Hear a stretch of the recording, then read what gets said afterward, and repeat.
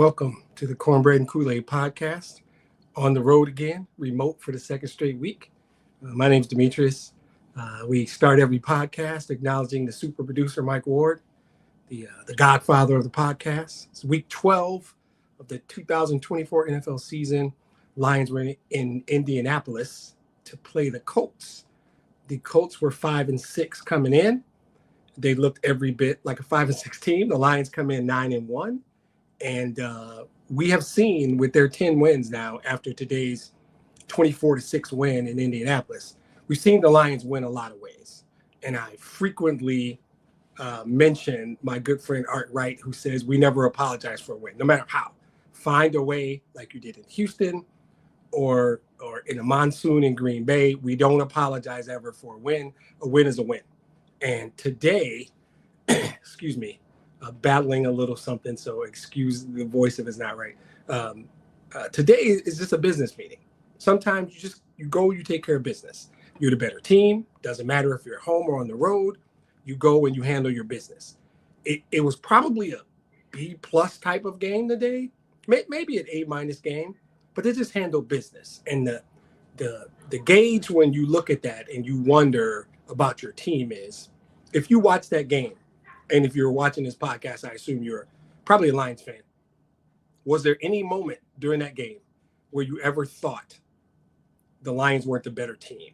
Because that's the thing I'm always looking for. In the past, and again, this is year 6 of this podcast, there have been games where the Lions were up 10, or even, in all honesty, last January when they're up 17 at halftime.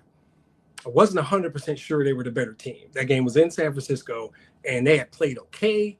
But I remember thinking at halftime, there's still another half of football. But today, the O-line was a little shaky. Goff got pressured maybe 20 times. I was a little concerned about that. Some of the shuffling. He played okay, but the bar for Jared Goff is so high now that he actually played probably pretty well. But I saw a couple things, nothing that concerns me. He missed Laporta on one early. There were a couple that he left out there. But when your team is this good, they don't have to play a perfect game to go win on the road somewhere. This team's undefeated on the road. They're 10-1. I don't think there's any more question that they're the best team in the league. That's not a disrespectful statement to the Chiefs or Steelers or Buffalo, who will play in a couple weeks. I think that it is simply, when this team executes to their capability, I'm not sure they can't beat anybody anywhere. I don't. The defense, right? And that same friend I mentioned earlier, hopefully he's on, and he will give me his thoughts on AG, because I think Aaron Glenn, the defensive coordinator, is doing as good a job as I've seen a Lions coordinator do. We talk at length about Ben Johnson, and people can't get enough of talking about how creative is. And I'm not anti-Ben Johnson. I think Ben Johnson's great. I think we're probably going to lose both of them at the end of the season. But Aaron Glenn is missing his best player on that side of the ball. He is patchworking. Not to mention Davenport, now Anzalone, Derek Barnes, no Terry and Arnold today. And he's just holding teams to no touchdowns for 2.5 games now since a team has scored a touchdown. So what I saw today was a smart game. They just kind of did what they needed to do, got a nice lead, punted, challenged that other team, find a way to score 15 points. And when you're up 21-6 for the bulk of that game, you don't need to take chances. I saw Goff make some really smart plays too. So workmanlike effort, solid win. I'm impressed with how this team just does whatever they need to do to win the football game. So today, I think I don't like to do the look ahead, but I'm going to do some look ahead and then just take 3 questions. Again, remote. I don't usually dive too deep. And again, while I love the team and I take every win, there's not a lot to break down. But you can go into the comment section if you're on Facebook. Give me a like, a thumbs up, something. That stuff's greatly appreciated. But this is interactive. So whether you're new to the podcast or not, if you've got something you want to say or something you might want me to mention, something I might have missed, go in the comment section and let me know. I know Andy's out there somewhere. Andy will do it. If I start talking about Jared Goff too much, Andy will jump in and tell me to calm down, which is fine.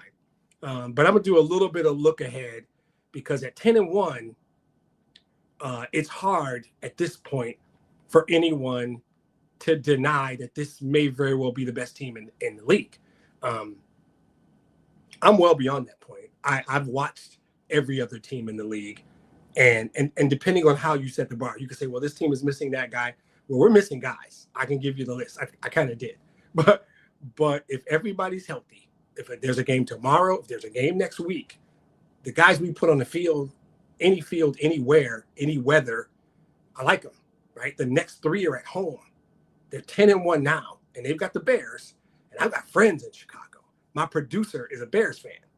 I'm sorry. While I'm watching you guys struggle in overtime with Minnesota, I'm not scared. There's no scared. I'm not worried about Thanksgiving. Now, is there some world the Lions could come out and not play well and the Bears could some? No, I don't actually think there is. I think the Lions are on paper significantly better than the Bears. The Bears are about to lose to the Vikings in overtime. I think the following Thursday, so they get Green Bay at home again. They already beat Green Bay and Lambeau in a bad weather game. And I have friends, people I know, people I care about who are Packer fans. Sorry, we're better. And then you get a 10-day rest in Buffalo again at home.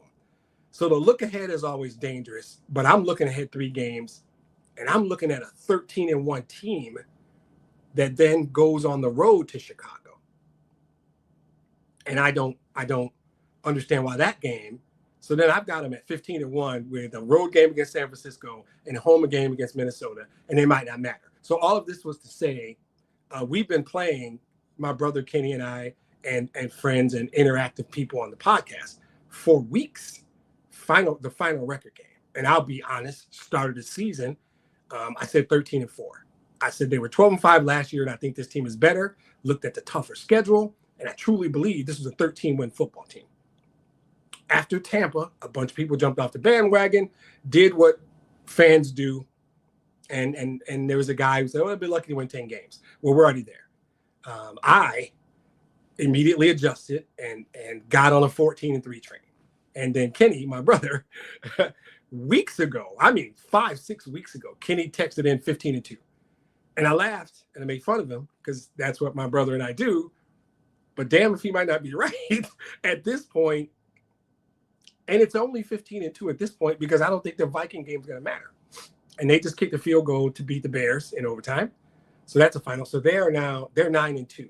So they're sticking around, right? So that game might matter. If they keep winning, it might matter.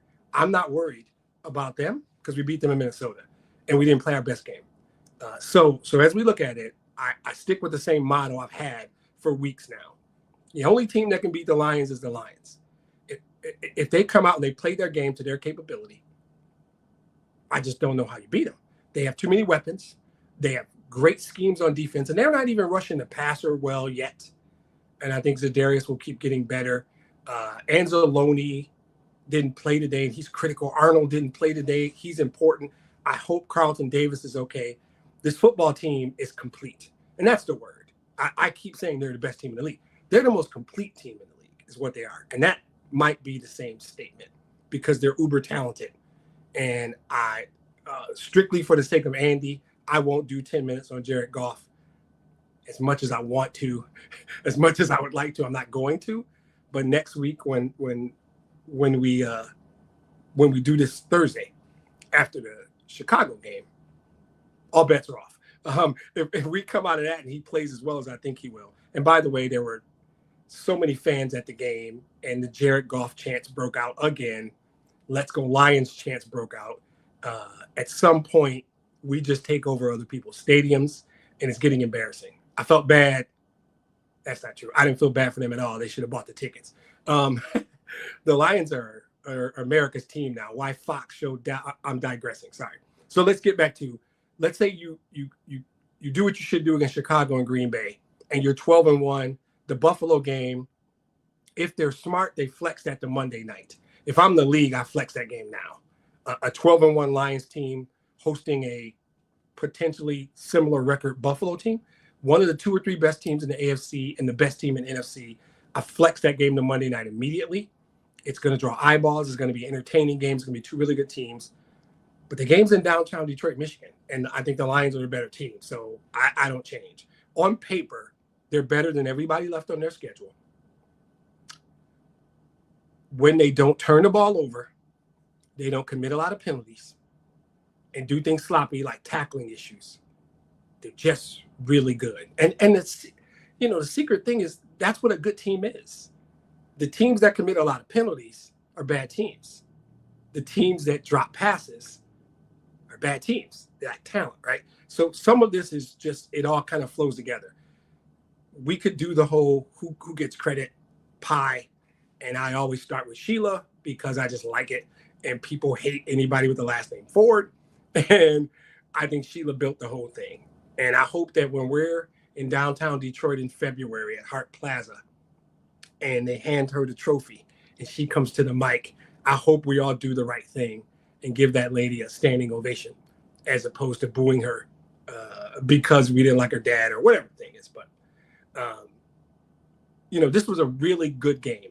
Just to kind of get back on track. It was a good game because sometimes you have to go and there's no motivation. What's the motivation to go to Indianapolis, play the Colts, an average team in the AFC, not a division game, a team you're better than? That is a really big statement about how well this culture has been developed. They treat every game like it's a must win. And that mentality is what gets you to the places they're going to go. And they're going to go a long way. So let's again, I keep saying this, and I don't mean to sound condescending. We have never experienced this, us Lions fans. My advice is don't fixate so much on how it's going to end. My feeling is, they're a 15-2 team that's going to New Orleans. Just enjoy this ride. So like today's game was almost, we're not used to these. We're used to tight games, mistakes, and angst. And now they're just going out and taking care of business in a way that we are not familiar with. So it becomes interesting. I'm analyzing myself and how I'm watching the game. And I'm thinking about stats and thinking about the podcast. And what do I focus on today when they just go out and do exactly what they were supposed to do? How do I make this an interesting podcast when they just go out and do what they're supposed to? I could do a dissertation on golf. I think he's that good. I like him that much. I could do an hour on Brad Holmes. But really, I'll tie up this part and get to the three questions with simply, this team is built to beat anyone, anywhere. That's the scary thing. It doesn't matter where the game is. Houston's a good team, and the Lions didn't play well, and they won. Dallas sucks. So let me work out that one. Green Bay, a good team in a really bad rainstorm. They do whatever it takes to win, unapologetically, and they just go home and take their win. And that's what they keep doing. I'm enjoying it. So my soapbox statement is, just enjoy the journey, no matter what. I happen to think it won't end until February. I happen to believe this is the best team in football, and they'll be hosting a trophy high in the air in the middle of Hart Plaza in February. But I also believe that we still have, 6 more just to enjoy. Just to enjoy. Buffalo will be particularly a good game. I believe they're going to go 5-1 down the stretch because I think Minnesota's going to falter, and that last game won't matter. We'll have the 1 seed locked up. We'll use it as an opportunity to give Goff and others a rest. So enjoy the ride. We got the best team in football, and we've never been able to say that without chuckling. So it's fun to watch. It's fun to do the podcast thinking about it. So I'm gonna do three quick questions, and then we're gonna keep this one. We might not keep it short. We'll see how the questions go. First question: is it conceivable that with the guys coming back from injury, this team could be even better by the time the playoffs start? Great question. JK921. Great question. The answer is yes. Anzalone's definitely coming back. I think Arnold almost played today, so he'll be back. We're not getting Barnes. Hutch is just butter. And the thing they keep saying is Hutchinson will be back for the Super Bowl. And I love that. And I love Dan Campbell's confidence when a week and a half ago they asked him how many. He talked about we got 11 games left. And there were only 8 left on the schedule. And he was making a point. He's counting 2 playoff games in the Super Bowl. That's the mentality he's driving. But you didn't have Terrion Arnold today. Khalif got hurt. Demo hurt his shoulder, but he put his pads back on, and I think he could have come back in if necessary. And then Carlton Davis went down late, looked like a calf. Everybody's worried about health right now. I have, in 6 years of doing this podcast, never done the crying about injuries. I just don't think it makes sense because every team has some kind of injury. Now, 16 goes down, yeah, I'll do a whole podcast. But I never cry about injuries. You just have to. And this team is deep enough that you don't have to. They didn't give up a touchdown today, and one of their starting corners didn't play. One of their starting linebackers didn't play. 2 of their starting defensive linemen didn't play. They were missing 4 starters today. Well, if you count Barnes and Anzalone, if you count Davenport and Hutch, and 5 starting defensive players didn't play today, and they didn't give up a touchdown, and made it look almost boring. So I don't worry. They have depth. Brad Holmes is really good at his job, and plug your ears, Art. Aaron Glenn is really good at his job. That's an inside joke. One of my good friends for a while wasn't a fan of Aaron Glenn. I think he has come around now. I think he is an AG guy now. We'll find out. But I think that at this point, guys coming back, yeah, it only makes them better. If you get Anzalone back by the time the playoffs start, that would be great. If you get Hutch back at any point, and he was running in a pool last week, that's great. I think Arnold should be fine. They have depth in the secondary. They got potentially two best safeties in the league. And Aaron Glenn is just calling really good defensive schemes. He's doing a great job. I like Ben Johnson. So when I do the juxtaposition of, we always talk about Ben Johnson, but people don't talk about Aaron Glenn, I'm just saying, offensive flea flickers and all that stuff, they really look great. It's really interesting.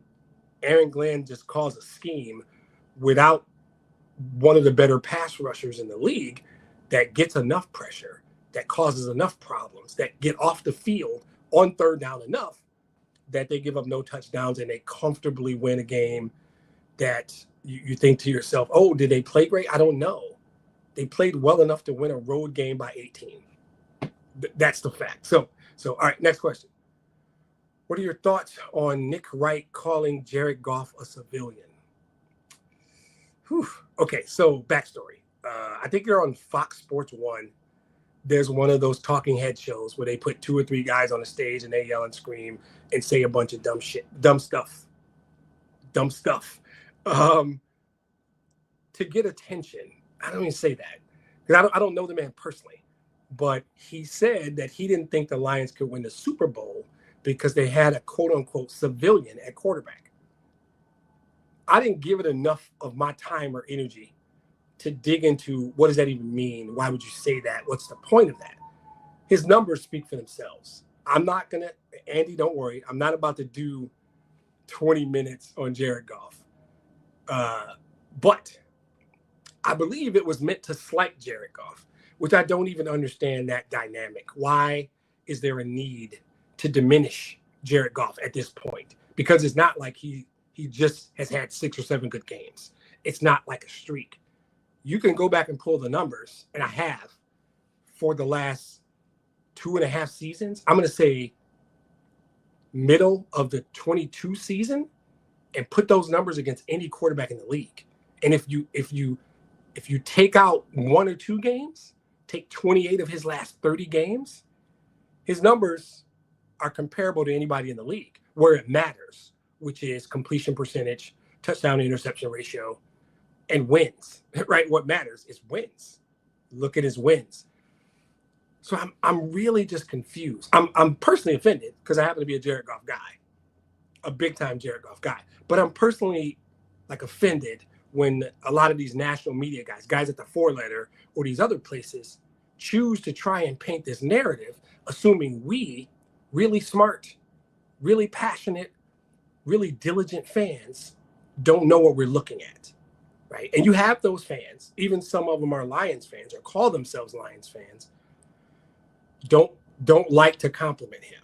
There are guys out there who think Hendon Hooker should get reps in practice. And no matter what he does, and then you have that subset of that group who believes that running quarterbacks inherently are better despite all the data. And if you know me, you know what I do for a living. I work in quality assurance. I work with statistics and data, and that's how my mind works. You can ask the people who know me. I just look at the data. And I'm going to repeat something I've said before because I think it's just so important. When you try and figure out what makes a really good quarterback, if it's just he reminds you of Madden, great. If you like to see a guy running around and you think that's exciting football, okay, cool. I like stats. I like completion percentage. I like touch. Today I was impressed 3 times with incompletions that Jared Goff threw. Like one was late in the game, and I think he might have had a play downfield, but it was second down. The smart play, get rid of the ball and throw it away. Some of his best decisions are throwing the ball away, living to play another down. Nobody's going to talk about that. The four-later is going to get up in the morning and spend an hour talking about the Dallas Cowboys. They're not going to mention his efficiency. Because there are times when you should throw the ball away. And if they found a way to incorporate that into effectiveness stats, efficiency stats, he would be far and away he would be, without doubt, one of the top 3 quarterbacks, if you include all of that. But there are guys that scramble around and make plays with their legs, put themselves at risk, take hits they don't need to take. They do things like that. I just don't have an appreciation for it. In the last couple of weeks, he's scrambled and gotten 6 when we needed 4, gotten 8 when we needed 6. And I think he's smart enough to know when to go get those and when not to go get those. What he has done for the better part of 3 years, pre-snap reads, you watch them play. He will point at a guy. He will touch his hand to his head. He knows what to do, checking in and out of plays. Post-snap, he manipulates safeties. He does all the stuff up here that at an elite level. He's an elite level thinker at quarterback. His arm is, I think it's good. Some people don't. I think it's good enough. I think he missed St. Brown. He didn't miss. He had to let it go early, a throw that was short. But I think when we talk about quarterbacks, we always say decisions and throws. The first part of that, Jared Goff's elite. He's one of the best 2 or 3 in the league in terms of decisions. Throws, he can't make every throw. There's some stuff Stafford can do that he can't. But he's smart enough to know that. So he doesn't try that stuff. So back to the question. Sorry. The guys like Nick Wright and the people who sit on the TV show, they're getting paid to get attention, to get clicks, to get their clip put on YouTube, to get guys like us talking about it 4 days later. So effectively it worked. Congratulations, Nick Wright.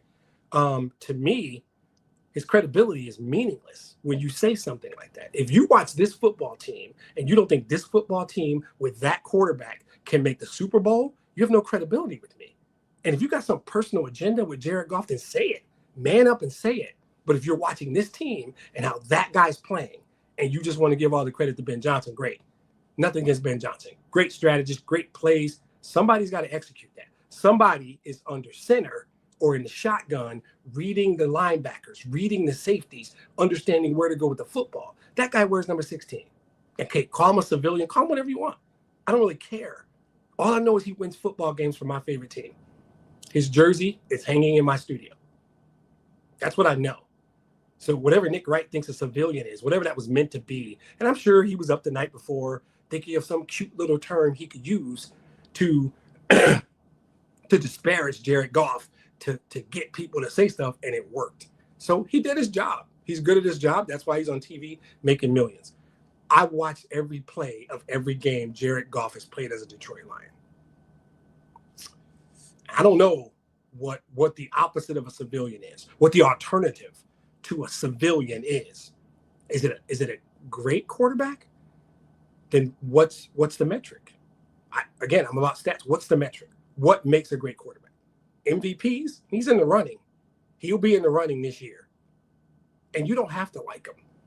But to diminish what he's done, to me, it actually diminishes your credibility, Nick, right?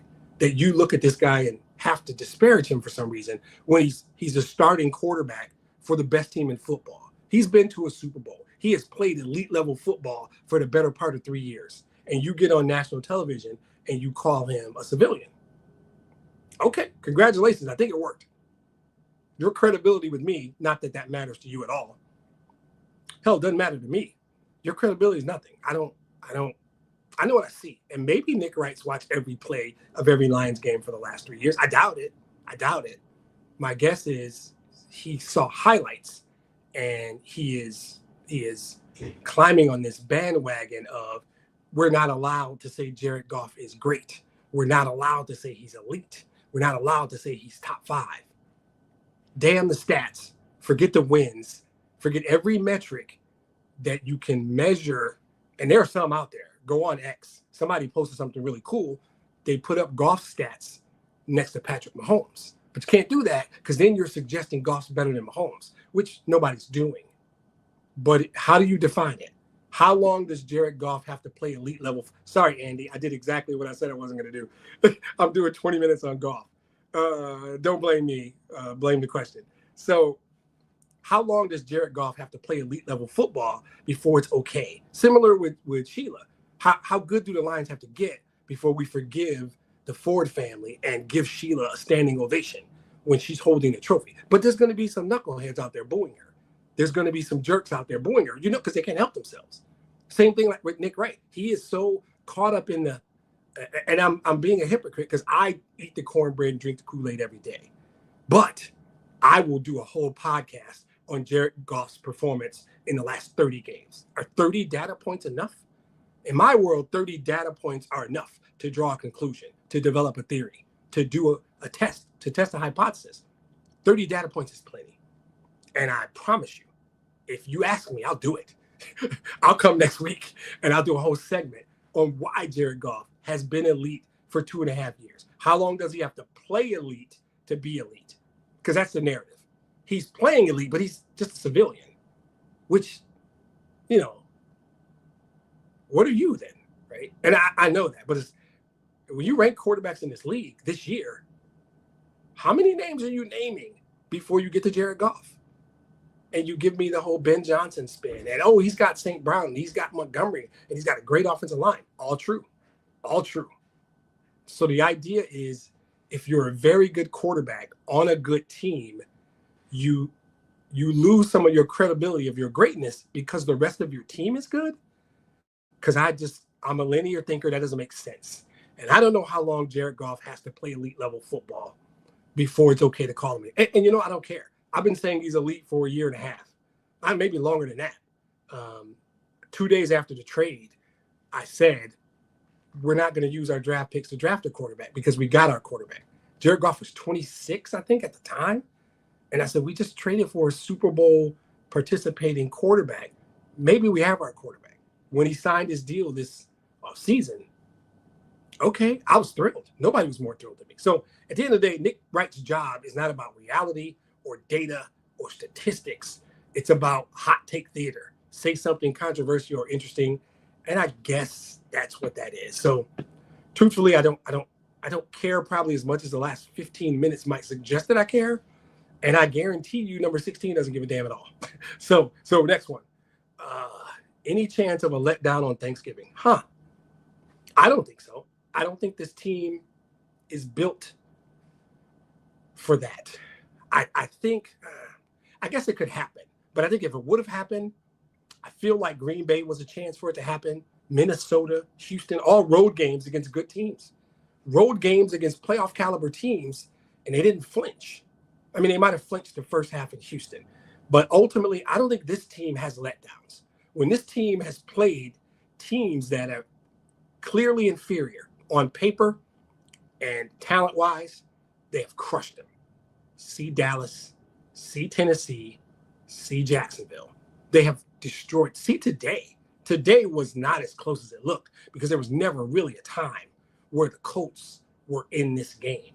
And an 18-point win in the National Football League is a blowout. I don't know what the spread was, but I don't really believe Vegas is about spread. Vegas is about money.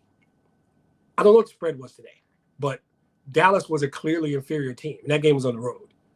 And it was never close. Right? Tennessee was an inferior team who played poorly, 50-burger. Same thing last week. When they play teams that on paper they're better than, clearly, They generally handle their business well. Today was solid business meeting, 18-point win. Game was never in doubt. Game was never really close. I expect the same thing Thursday. I expect them to come out and impose their will. Now, this assumes, say, Arnold comes back. It assumes that Decker's okay. Some of those things. I don't have any fear of any other team. So any question that comes through and we talk about, are you worried about this team or that team? This is such a disciplined organization now. And I say organization on purpose because the way Brad Holmes moved in the draft was disciplined. The way he executed the trade deadline acquisition of Zadarius Smith was disciplined. When people are like, give away the house and go get Max Crosby. Do this and try and get, they were talking about Myles Garrett and Trey Hendrickson. And Brad Holmes was so incredibly disciplined, literally made the trade the last day. Very, from an equity standpoint, what you gave up versus what you got, another coup. And the narrative on Brad Holmes is only good at the draft takes another blow. Dan Campbell, incredibly disciplined. They are disciplined. They're guys like James Houston. Still has talent. You got to earn your way on the field. They're speaking very highly of Broderick Martin. These are guys they're so disciplined as an organization. How do you get playing time? Who they acquire, how they draft, everything that they do is incredibly disciplined. So I just think the culture is not conducive to a letdown game. Now, is there a world where the Bears come out and play their best game? I still think they lose. And friends of mine in Chicago might not like that. I just do not believe that on paper, the record, the culture, like talent, it's a massive gap. There's a chasm. The Bears quarterback is young and has some talent. Jared Goff is significantly better. Nick Wright might prefer Caleb Williams over Jared Goff, but anybody with a modicum of knowledge, no, I don't want to question his knowledge. I think anybody who's watched knows Jared Goff's one of the best 5 quarterbacks in football right now. And if you want to jump into the comments and name 5 guys that are better, I'll wait. I'll stay on. And if I tell you you can't say Mahomes or Lamar, have fun. Have fun. I think my good friend, that Philadelphia Eagles fan, James, would say to me, I'm not sure Jalen Hurts is right now. And if I'm missing somebody, Josh Allen, I'd have that argument. I wouldn't. I'll give you Josh Allen. So I take out Mahomes, Lamar, and Josh Allen. Name me 3 guys definitely better. 2 guys definitely better than Jared Goff. And I don't know, how do we do that? Do we say playing better than Jared Goff? The caveat is playing right now. Like any day now, Jared Goff's going to forget how to play football. No, simple fact is Jared Goff's one of the best 5 quarterbacks in football. Has been for probably 2 years. And guys like Nick Wright would never get it. I totally jumped back to the last question. Here's the thing. I think the Bears game could be ugly. It's going to be at home. The crowd's going to be bananas. The Lions are just better. They're just better. They're a better organization right now. They have more talent on the field. They're better coached. It has the potential to be ugly. 50 is not out of the question. And how arrogant is it that a Detroit Lions fan is predicting 50 burgers? It's weird, but it's not cornbread and Kool-Aid. I mean, I am completely biased. I have no objectivity about this team. And I'm wearing a throwback logo, the 50s logo. That gives me bonus confidence, like spinach to Popeye. I'm just going to call it, not 50, maybe not 50, because I think the Bears have some talent on defense. It'll be a solid, easy double-figure win, which is, I feel like that's not even bold enough. It'll be a 2-touchdown win. Strictly, we owe them, by the way. So there's a degree of last year when Chicago and Justin Fields did some work, we didn't play our best game. We haven't forgotten. We keep every receipt. We know who you are. We know what you did. Simple fact is we're the better team by far. And my feeling is that it should be a relatively easy win. And so last, before we close it out, let's talk a little bit about like the fans and how they travel, right? There needs to be more attention paid to how well the Lions fans travel and take over stadiums. And the Lions aren't some cute story anymore. I'm losing that mentality. I don't want to hear that. And I have people come up to me and they think they're being nice and they think they're being kind and polite. And they see me in my Lions shirt. Oh man, I'm really happy for you guys. You keep that bullshit. We're better than you. Sorry. Sorry. I have not in 55 years ever been able to take the current posture that that's not some feel good story. This isn't luck. This isn't a fluke. And by the way, we're going to be good for a while. We're going to be good for a while because our quarterback's under contract for 4 years. The guy I just told you is top 5 in the league. The best offensive lineman potentially in football is under contract for 4 more years. So is St. Brown. Montgomery and Gibbs are under contract for 3 more years. Laporta's got 3 more years. Branch has got 3 more years. Aleem, we extended Aleem. This team, it's not a one-time deal. It's not a one-time deal. I think they're the best team in football now.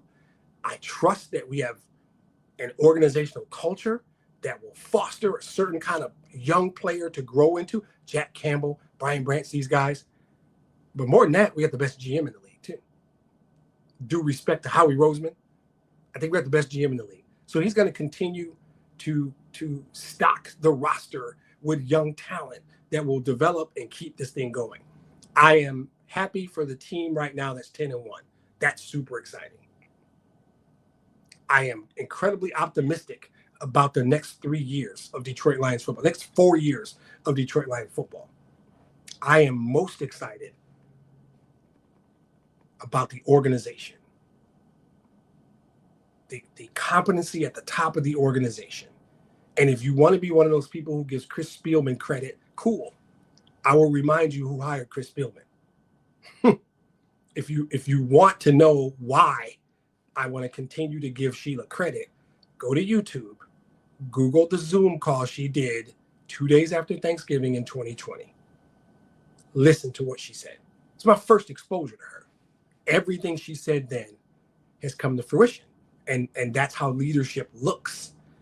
She looked like a leader. She sounded like a leader. Leadership says, this is who we're going to be. This is how we're going to operate. Right now, today, last week against Jacksonville, the second half in Houston, in the rainstorm in Green Bay, in Dallas, we are seeing everything she said 4 years ago, almost 4 years ago.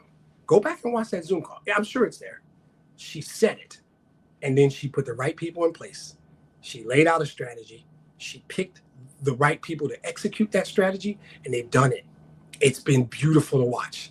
Like I said, this is year 6 of this podcast. The first couple years, it sucked. I love this. I love this team. I love talking about this team. I love analyzing this team from a roster construction standpoint. Those Bob Quinn, Matt Patricia years when I launched this thing sucked. This is a wonderful time. So if you're a Lions fan, I go back to something I said earlier. Let's just enjoy the ride. I do believe we will be happy people in February. Can't guarantee it, but nothing in life is guaranteed. It's fun to watch this. I enjoyed today's game because from the first snap, I knew my team was better. And I watched my team just take care of business. They just handled their business. And guys like Nick Wright, who want to keep thinking the Lions are just a cute little story, fun little thing, good for Detroit, they deserve it, blah, blah, blah. Keep all of that bullshit to yourself. I don't want it. I don't need it because my team is better than yours. I'm never going to be a jerk about it. That's not what I'm talking about. I'm talking about this didn't happen in 2 weeks. This has been a 4-year process that started at the very top of the organization. That's my point. So it's been beautiful to watch. The only team I think that can beat them is themselves. Buffalo is a good team, and that'll be a great game. This team has showed a degree of discipline and a culture organizationally that's going to and talent on the field. Right? They should have 8 Pro Bowlers. Ooh, let's do that. We got time. Pro Bowlers. Who do we think? I don't think there's a question that 16 is a pro. And I know all pro is more important than Pro Bowler. All pro means you're one of the best in the league. Pro Bowl, you get picked for the game. It's whatever. All pro, some of that's a name award, a lifetime achievement. Golf's not going to be all pro. Golf will get picked for the Pro Bowl. Sewell's automatic. Sewell's probably all pro. St. Brown should be all pro, definitely Pro Bowl. I think that Hutch, despite the injury, still might get picked. Both safeties should go. This is the punter and the kicker will go. By the way, I don't nearly give enough love to special teams. Jack Fox is the best punter in football, and quiet as it's kept, Jake Bates might be the best kicker in football. This is a complete football team. The three-headed monster at coaching, the quarterback, talent on both sides of the ball, the lady at the top. This organization, this team is complete, and this is fun to watch. So that being said, enjoy it. I'm going to enjoy it. We will talk again Thanksgiving night. I appreciate you watching and listening. Like, subscribe, thumbs up, whatever it is you do, however it is you watch. I take it. I appreciate it. It's been fun all 6 years, but it is definitely fun now. So thanks for listening. Everybody have a good night, and we'll talk to you Thursday.